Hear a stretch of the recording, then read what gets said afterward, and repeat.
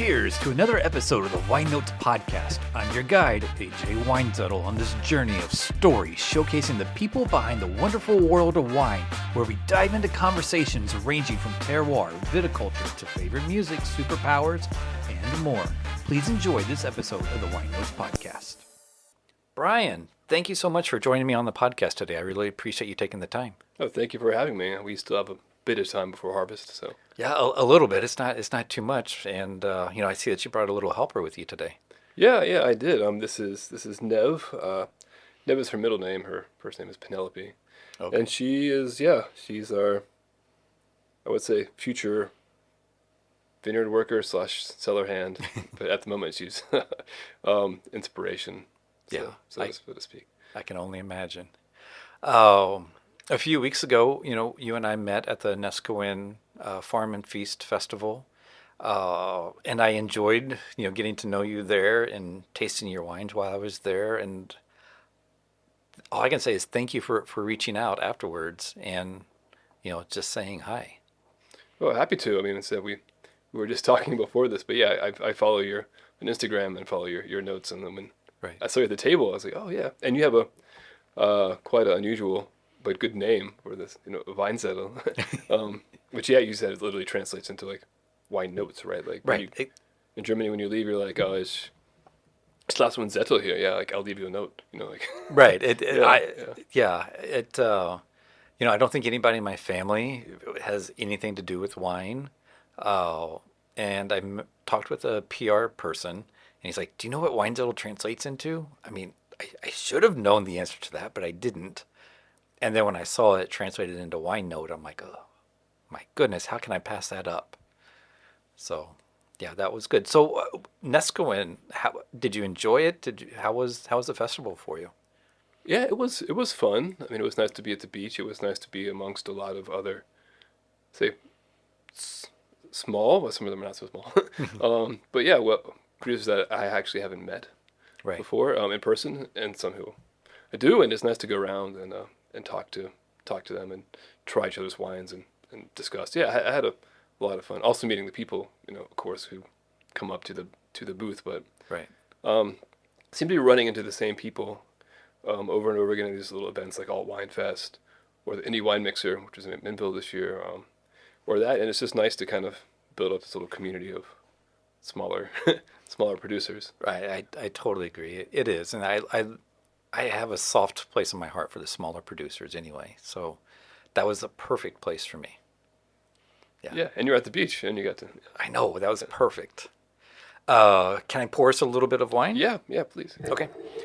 So as I tell everybody, feel free to comment on this if you want. If you don't want to, there is zero pressure.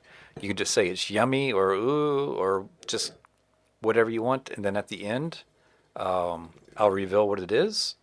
And, just have a teeny bit of fun with it. Cool. And normally I do try to find a wine that has some sort of correlation with your journey or story. I will say I completely failed on this. I didn't get out to the wine shop to get the wine that I wanted to get for you. Oh, no worries.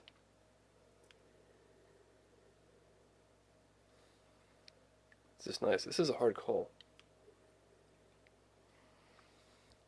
I think it's definitely a Gamay, but I'm not quite sure what. That's fair. From where? I guess you have to reveal it later, right? Yeah, I'm going to reveal it later. So if you, whatever you want to say, it's totally up to you. See that nice brambly notes, a little bit kind of, I don't want to say bloody, but there's a little bit something like that in there. Okay. But yeah, it's good. It's just that kind of more nice, darker, more like a Morgone or style of Gamay. That's what I'm guessing. Okay, well that's fair. That's fair. And you can think about it during the interview, and if you want to change your mind, you're more than welcome to, or you can easily stick with it. That's not a problem. Earlier you talked about the Indie Winemaker event. I assume that you know Eric Berg, or like how did you become a part of the Indie Winemaker? Well, actually, I became a part just because I saw someone posted on Instagram, and then I reached out to Eric. Oh, okay. Who I didn't really know that well. and just said, "Hey, I'm interested if you have any spots left." And he said, "Yeah, I do." That's And awesome. so I ended up helping out as much as I could with that. Eric did the vast majority of the work, but Right. where I could, I did in terms of advertising or whatever I could do to help out, and met with Eric a few times and just Right. hung out and kind of hopefully made a friend. Hopefully Yeah. he feels that way. But I see him quite a lot now.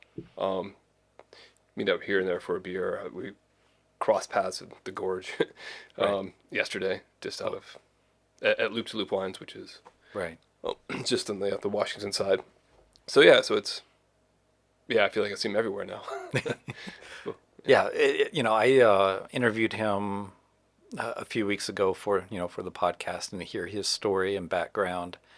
It was fascinating and wonderful.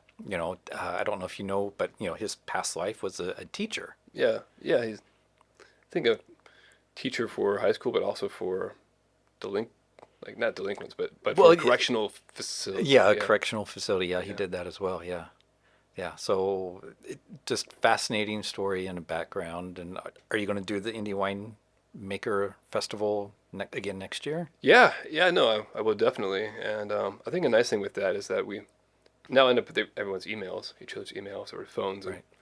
we do have a kind of a text chat of, hey, there's some fruit available, or hey, I'm looking for this tank, Oh, that's great. or things like that. We kind of, very, let's say, Oregon style of Right. helping each other out. No, that's great. That's great. Um, when I talked to him a few weeks ago, I was telling him, so are you going to put a clause in the contract for next year that nobody can bring any balloons? And he kind of looked at me kind of weird, and he's like, well, I don't know. And then he got to thinking, and he's like, well, I am afraid of balloons. So, just putting it out there, you might want to bring some balloons next Yeah, I year and should. I should just, actually just go over to Harper Voigt and fill his truck with balloons. there you go. That would be fun. Um, so you grew up in the South, and from what I can detect, it was North Carolina? Yes, that's right. Yeah, Okay. exactly. Right, very close to Virginia, actually. Okay. So like right that northern North Carolina Okay. part. That's cool. Let me see. I spent some time in North Carolina when I was a kid. I was there in fourth, fifth, and sixth grade. Okay. And I remember you're talking about, North Carolina being tobacco country.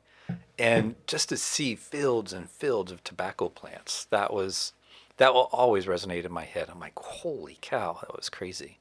Yeah, tobacco and peanuts. That's pretty much what's there, and a lot of I see a pretty big pork industry as well. We always have problems with this sounds disgusting when hurricanes would come, which happens often, Right. and would always break the basically the lake of pig manure that had built up, and it would always end up in a river and like in the river and Right. come down. Yeah, not a Oh, very nice picture. no, that's not a But nice picture at all. No. How long were you in North Carolina? oh well, basically all of my elementary and high school life. I went to college there in a small school called Davison College, just outside of Charlotte.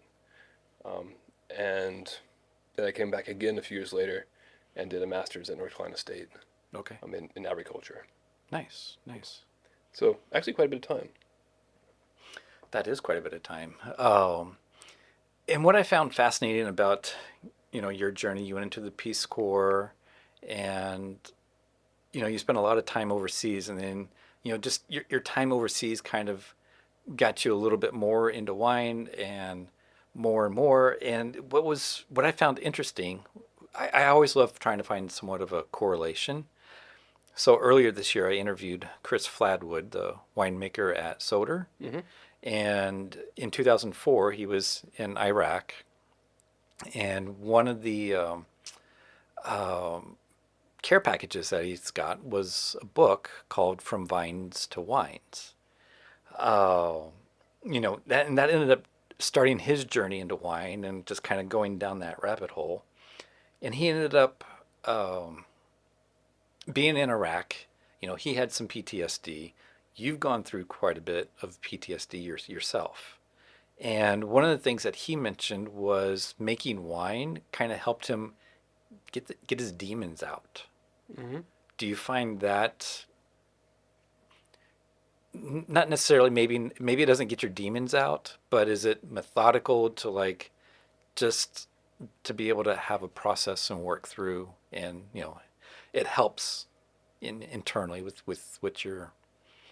you, if that makes any sense. Yeah, I think anytime that you have something that is combination of manual labor and also, a bit of thinking or Right. contemplation involved, it can take your mind away from those things.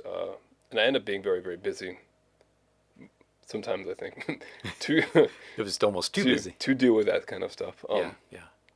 As well. But yeah, it's keeping, as we say, keeping your hands, your mind free and your hands busy is a way to kind of cope with a lot of things Right. as well. Be it out, I mean, for me, out in the vineyard or in the cellar or doing whatever that kind of thing is. It's somehow it's freeing. It's freeing from the demons, Right. as you might say.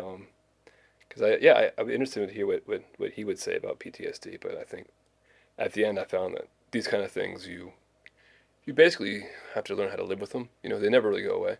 Right. Um, you can heal as much as you can, but you'll never really heal like it hadn't been there before. Right? There's always a scar, so to speak. Yeah. Um, and so yeah, I think that helps to deal with it. On the other side, I think as well something nice with wine is that you have something, you have a creation, at the end that you can be proud of, versus like maybe an office job where you're constantly getting forms or it's never really ending, right? Yeah, it's never ending. It's Yeah, just a constant. just a constant cycle.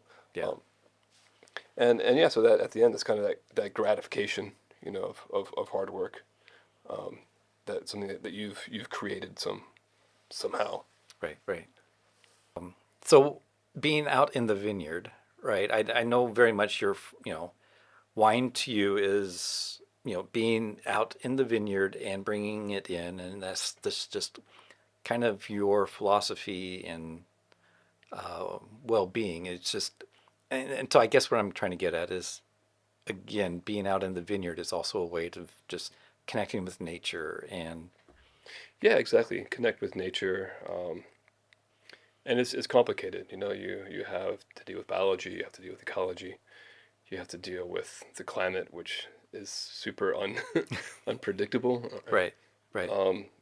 And you're not really in control of much. No, So so yeah, it's I think it's that challenge, as well. I mean, being out in nature, then that challenge of trying to work with nature to make a great product and take a long term approach. You're looking at winemaking at a vintage, but in the vineyard, any kind of farm, you're looking at 7, 8, 9, 10 years, right, like to do whatever you want to do, restore the soil, or shape right, the vine, or any of these things. I mean, we say like not really until like year 10 do you start to get the terroir out of the vine, right? right. It's old enough then.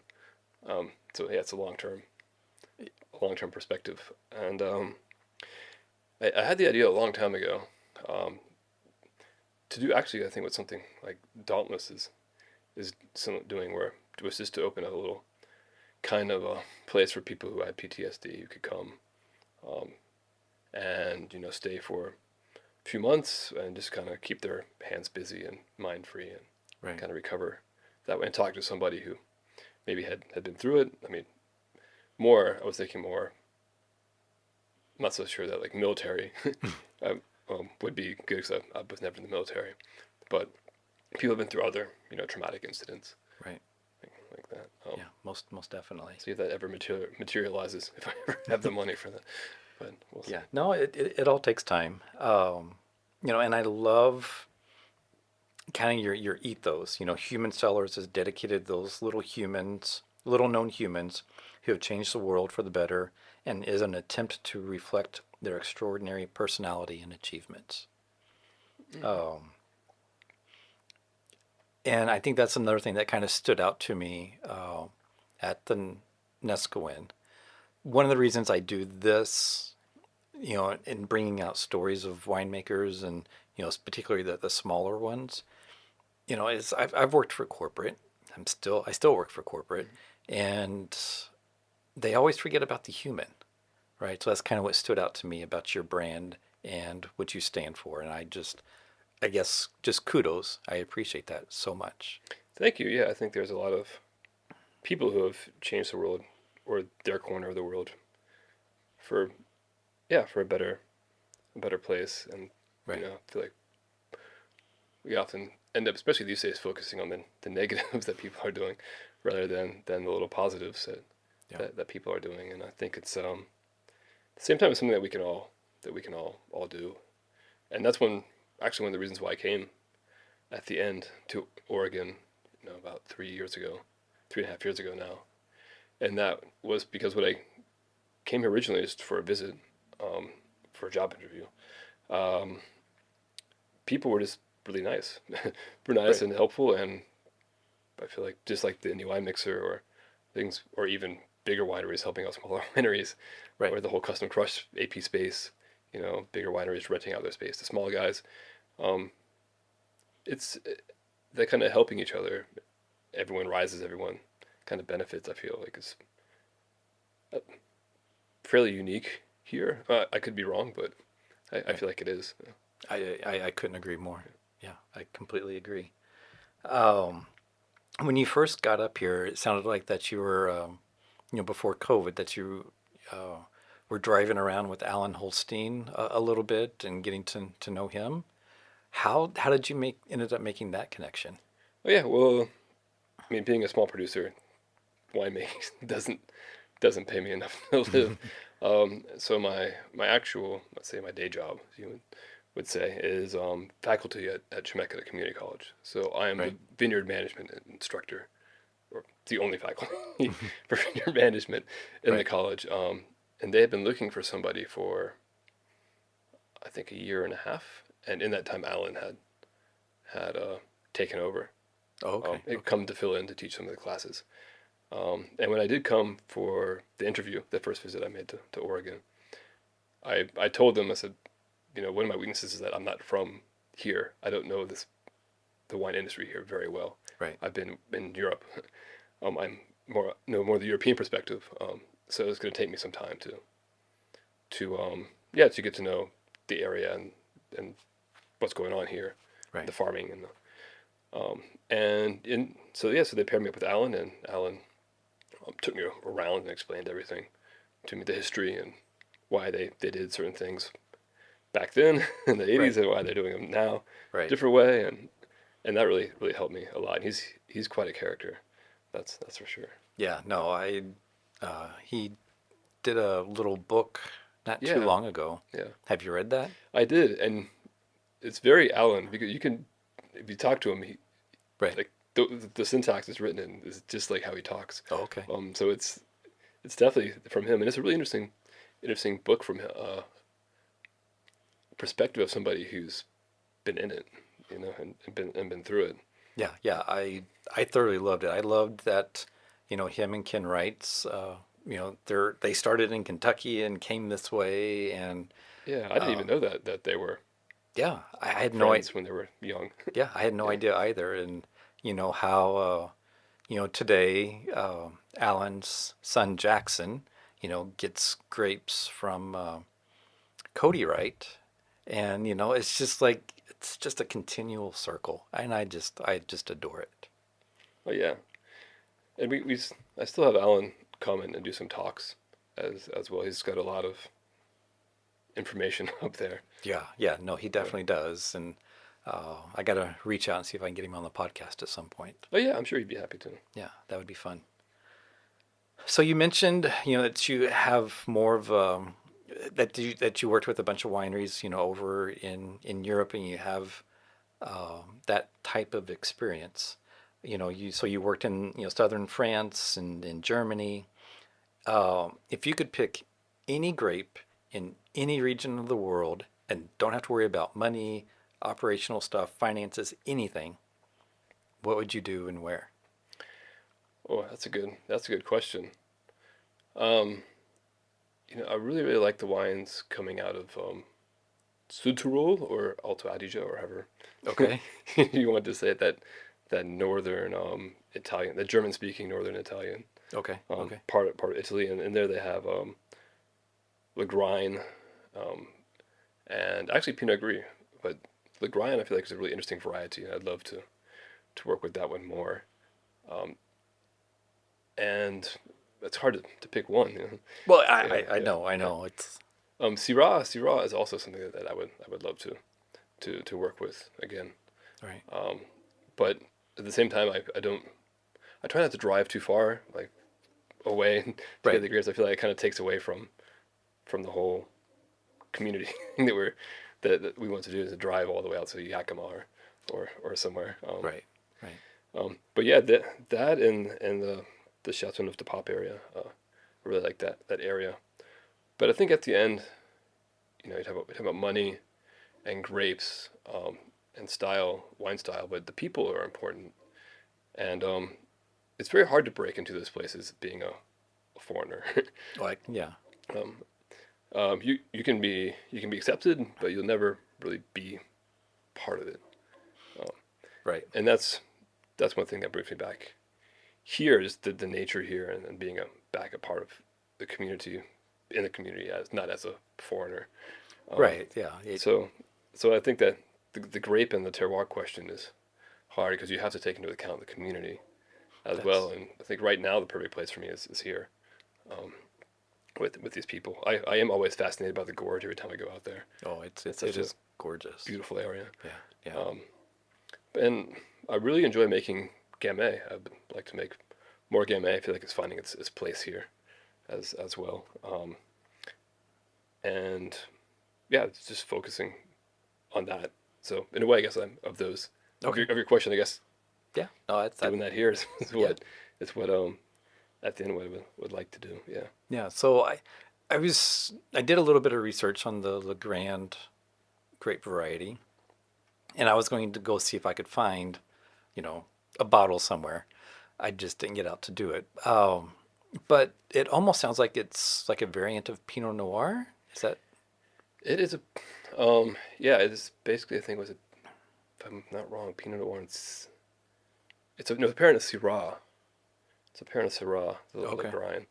I can't remember what it was mixed with. It is quite peppery Okay. Okay. as well. And we do have some planted. We have about half an acre as a test Okay. here. But I know that Remy has some. I know Chris James Cellars has some. Okay. But it's always good to test it out for yourself before you Of course.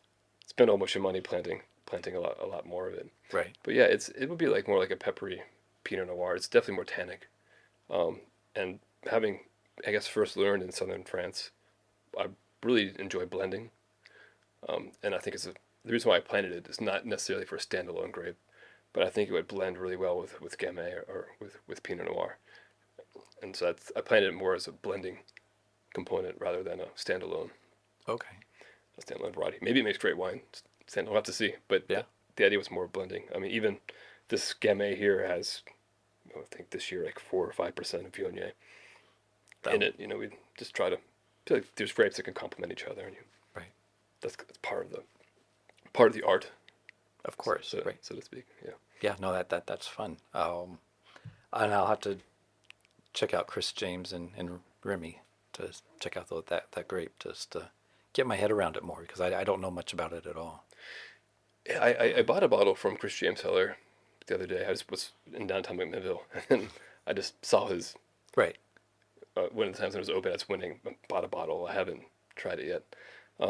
There's a great producer. I hope I'm not forgetting the name. It's Nusshof out of northern Italy. Okay. It's the Tyrol. That does a really good version of Legrand. You can find it at Division Wines or a few other places. Okay. Well, I'll have to check that out. Yeah, it's I really like that variety. It's not super well known. Hopefully people will accept it, having a weird name.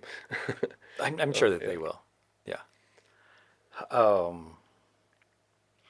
So you mentioned about being a teacher at Shemeketa, and I know you're big into biodynamics.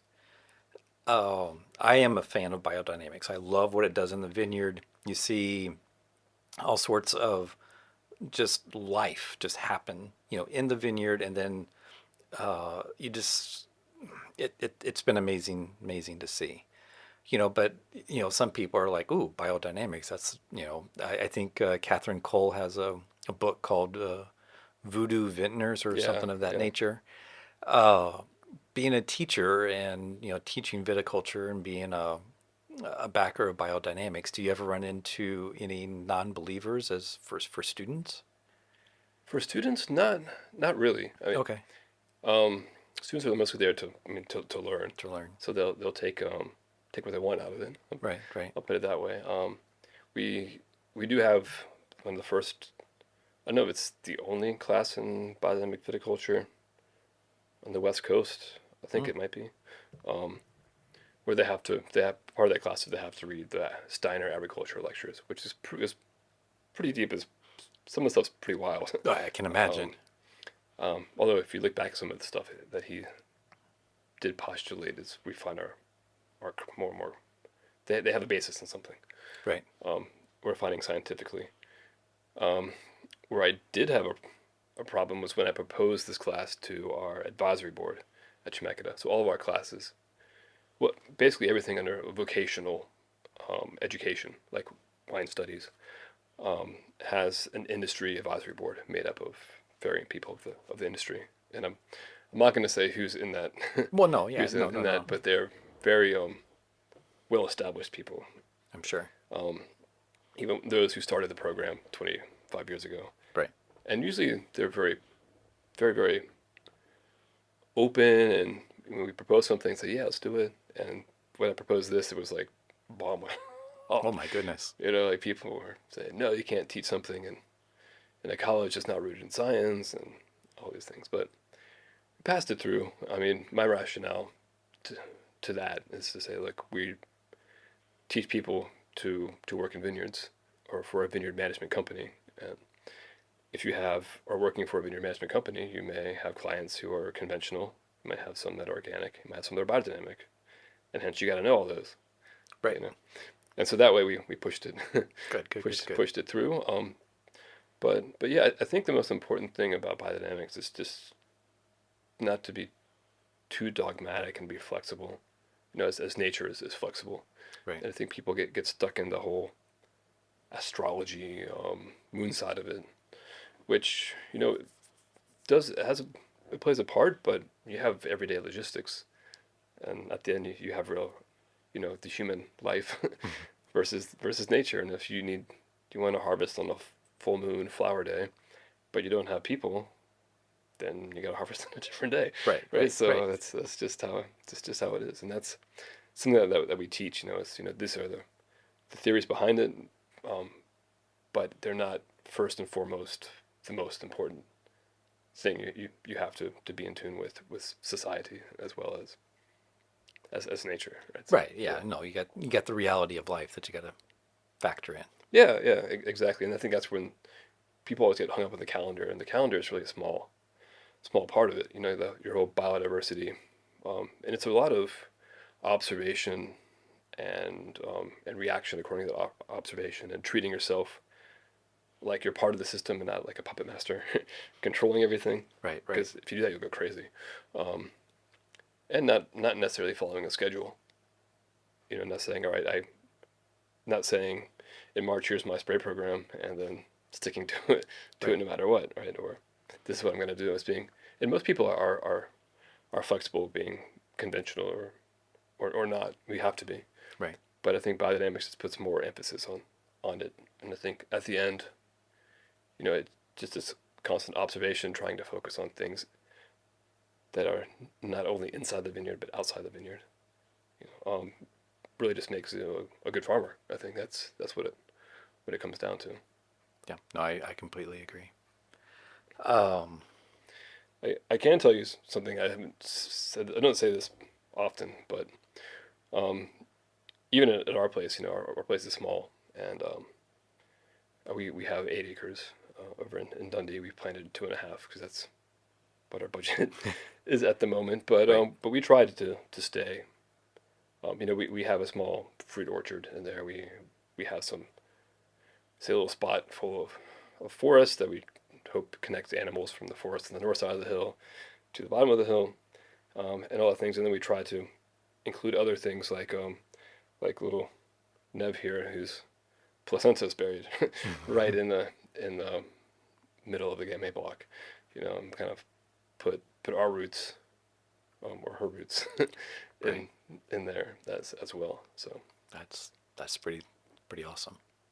thank you. I'm glad you think so. Some people can be like, but It's everything comes back to nature, yeah, exactly. right? I'd rather go there than the trash can, right? So, um, Exactly. I completely agree. Um, your wife, Emily, um, it sounds like I couldn't even get down her story, but it sounds like that she has also an amazing story. She's traveled the world, translated a book on the history of Portuguese wine, and did her first crush in Portugal. Um, I know next to nothing about you, know nothing about Emily, but like both of you traveled the world, and it seems like the two of you are almost like soulmates, and you just happen to be in Oregon and meet. yeah, How did that happen? we met randomly at a concert, um, basically on New Year's Eve. I just arrived and I was just Right. bumming around by myself. um, yeah, and we met there. We started talking, and we've been together every day since that. so That's so it just was the right place at the at the right time right time, and I don't think that we would have been ready for that earlier in our in your lives. lives. Yeah. Yeah, No, it's pretty spectacular when two people come together randomly like that, and just like it was meant to be is what it sounds like. yeah. I wouldn't say I would believe in karma or anything like that. I think things are moving around in space and time and happen to bump into each other at exactly the right moment, the right time, and Right. um, she agrees in her sleep. Yeah, and it just, I don't want to use the word fate, but yeah, I mean things always fall into place to the way that they should be. Right. Yeah. Yeah, I completely agree. Um, so, before we were recording, I was telling you a little bit about my daughter, and started high school this week. And you have your daughter there, and I know it's early on, but what kind of legacy are you wanting to leave behind? Well, that's a tough question. I would just I mean, like for her to grow up in wine, so Right. she she really knows how to smell out of the wine glass. um, but yeah, just to and to see it, enjoy it, not like a task, and then maybe one day take it over if she wants. Right. Right. And if she ever does, then I will leave it immediately, um, unless she wants me to stay. Because I saw that quite a lot in Germany of people who took over the family's winery. Maybe they're like third, fourth generation, and it's handed over to them. Right. And they have new things they want to do, but the parents are still kind of You will do this. looking down, like we don't do that like that here. Right. So, and I feel like Germany is kind of on the cusp of just a bunch of new wine styles or wine, like, let's say, non-traditional wine styles coming out, once let's say the older generation kind of becomes too old to keep their thumbs on things. Right. And that's not what I want, for Nev as well. So I would hope that she would find the passion if she wants to, and Right. and continue it. Yeah. That would be great. Um, so you talked about your coming up here to Oregon and how friendly everybody was. Is there an Oregon wine community story that kind of sticks out to you the most? I think the Indie Wine Mixer is a good story because I'm not quite sure how it started, but it got quite big, Right. and it was really a lot of fun. And one of the nice things and that was done, that was proposed by Eric, which is pretty unusual, I think, was that a few weeks before we all met up, everyone brought 2 bottles of wine, Right. and we just hung out and drank each other's wine and talked, and that I really, really liked. I thought that was Yeah. a cool thing, part of the community. Otherwise, when I left development work, working over in, say, poorer countries with underprivileged farmers, I I left that, and I really missed that kind of community and helping people, so to speak. Right. And so here I'm pretty involved in Ivoy, which is Hmm. right a vineyard steward nonprofit. Right. And it feels good to be here in my own country, um, helping to contribute to people who don't have an opportunity or who didn't have an opportunity Right. Right. that we do, and help see them move forward and up. And they're very driven and very curious. Started to organize through Chemeketa. I started to do a lot of Spanish, kind of short courses, like half a day, throughout the season, depending on what's going on in the season. And I would reserve half the seats for Ivoy. Actually, they were kind of designed for Ivoy because they opened up to the public, but they always sell out. We have wait lists on those all the time. I'm sure. It being in Spanish, and that's sorry, and that's what I really enjoy to continue. Just have some rapid fire questions and I'll get you out of here. Oh yeah, sorry again. Sorry to keep it short. It's okay. Favorite artist to listen to during harvest? Oh, actually, the National. Oh, yes. Yeah. No, yeah, I love them. Um, your favorite indulgent food? Oh man, cheese. Cheese, basically any kind of cheese. I teach winter 2 wine tasting classes in Chemeketa. And I with multiple bottles of wine And cheese. and then I go buy cheese. Exactly. I Yeah, don't blame you. exactly. If you could choose a superpower, what would it be? Oh man, probably to be in more than one place at one time. That's how I feel these days. Yeah. Yeah. Harvest notes, are they written or digital? They're written. Okay. They're written. Vineyard stuff is digital. Harvest notes are written. Right. Yeah. And then the last book you read, it could be a podcast or it could be Audible or physical book, whatever. The last book I read was God, what was it? The Glass Palace, Okay. which is one of these multi-generational stories going back, starting in, let's say, pre-British colonial time India and ending in the Second World War. Written, yeah, by Amitav Ghosh, I think is the name Okay. of that. And I think recently I reread Midnight's Children by Salman Rushdie Okay. as well, which is a good book. I'll have to check those out. Yeah, he's a good writer. He got stabbed recently. Oh my goodness. Again, he was attacked like a while ago. Right. In India. Ouch. That's no fun. No, well, I mean, he writes things that what was it? Satanic Verses, which is a book he wrote, which is basically he depicts the Prophet Muhammad, and so a lot of people didn't like that. Well, yeah. So that's what he got stabbed the first time. But yeah. Yeah. Shall I reveal what the blind wine was? Yeah, I'd be interested to Yeah. know. Do you want to take another stab, or are you still I'll go with it. I'll go with what I had. okay? See if I'm. Oh, it's a ricochet. I should have seen the bottle. No. Oh no. Audant, Okay. yeah, Audant. They were at the Nesquin, and they, It was a Pinot Noir. yeah. I was way off. That's what I love about blind Yeah. wines. It's always humbling because you just Yeah. never know, and It's a nice earthy yeah, wine. yeah. And I opened this wine a year ago, and I was like, oof, okay. And to open it today, I was like, oh, okay, there we go. Yeah. And it's just been fun to watch this one evolve over time. Yeah, it's got that really earthy dark fruit Yeah, notes. Yeah, it's really nice. yeah, it is. Well, that's all that I have. Do you have any questions or anything for me? No, I enjoy it, and thanks for being patient with the little one. Oh, of course, of course. Well, thank you so much for your time, and it's been a pleasure. Yeah, no, it definitely has. All right, cool. Thank you.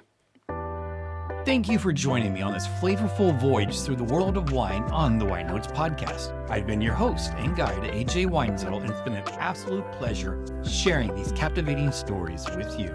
But alas, like the last sip of a fine vintage, our time together must end. But don't fret, my wine-loving friend. The cellar doors of the Wine Notes podcast will always remain open, waiting for you to return and explore new conversations, stories, and musings from the captivating people behind the magical world of wine. Before you go, hit that subscribe button on YouTube, Apple Podcasts, and Spotify, and don't forget to leave a sparkling 5-star review to help spread the word.